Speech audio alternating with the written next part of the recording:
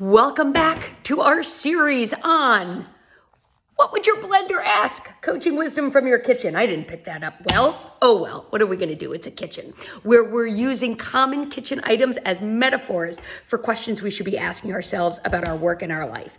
And today, we're going to be talking about nonstick spray. And really the question I want you to think about is, what do you need to let slide right off you?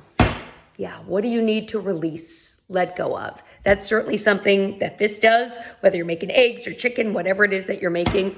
And I want you to think about something that's maybe been bugging you, keeping you up at night, just sort of getting in your head, and ask yourself, what do I need to release? What do I need to let go of? What do I need to let slide right off me? And as I think about it for myself, there was a piece of work that I wanted.